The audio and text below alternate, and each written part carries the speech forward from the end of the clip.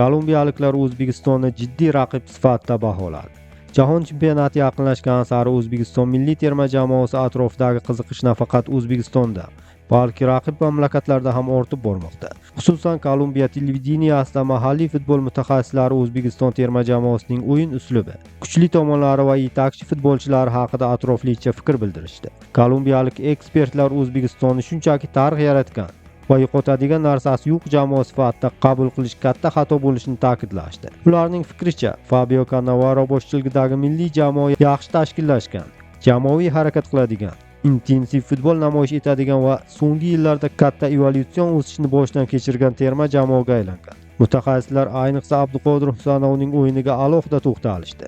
Ular 22 yoshli himoyachini O'zbekiston mudofaasining asosiy qurg'oni sifatida baholab, uning tezligi, agressivligi, to'pni olib qo'yish mahorati va aniq paslar orqali hujumni boshlab berish qobiliyatini yuqori baholashdi. Kolumbiyaliklar Husanovning Apple'dagi o'yinlarini kuzatganini aytib, u ajoyib mavsum o'tkazganini ham ta'kidlashdi.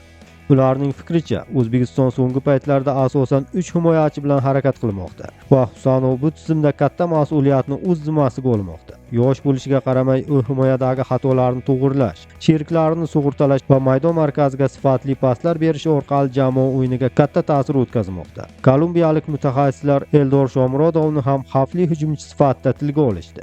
Ular Shomurodovning Turkiya Superligasida to'purarlar qatorida bo'layotgan oddiy holat emasligini, bu Kolumbiya himoyasi uchun jiddiy signal ekanini aytishdi. Ekspertlar O'zbekiston faqat himoyada kutib turadigan jamoa emas, aksincha, qanotlardan va markaz orqali tezkor hujumlar tashkil qila oladigan raqib ekanini qayd etishdi. Shuningdek, ular milliy jamoaning standart vaziyatlardagi xavfini ham alohida ta'kidlashdi. O'zbekiston bo'ydor hujumchilar va havodagi kurashlardan unumli foydalanishi, qisqa paslar orqali hujumni tez tashkil qilishi va raqibning ojiz nuqtalarini topishga urinishi aytildi. Bu jihatlar Kolumbiya uchun jiddiy tayyorgarlik talab qiladigan omillar sifatida ko'rsatildi. Mutaxassislar fikricha, O'zbekiston terma jamoasi jahon chempionatiga shunchaki ishtirok etish yoki sayohat uchun kelmayapti. Aksincha, ko'plab futbolchilar uchun bu turnir o'zini jahon bozorida ko'rsatish, katta klublar e'tiboriga tushish va milliy futbol salohiyatini namoyish etish uchun ulkan imkoniyat bo'ladi. Kolumbiyaliklar yakunda O'zbekistonni sirli tulpor emas, balki aniq reja asosida shakllangan, jamoaviy, intizomli va intensiv futbol ko'rsatadigan terma jamoa deb atashdi. Ularning fikricha, agar Kolumbiya O'zbekistonni jiddiy qabul qilmasa, bu ular uchun salbiy oqibatlarga olib kelishi mumkin. Qisqasi, Kolumbiyada O'zbekiston terma jamoasiga nisbatan hurmat va ehtiyotkorlik kuchaymoqda.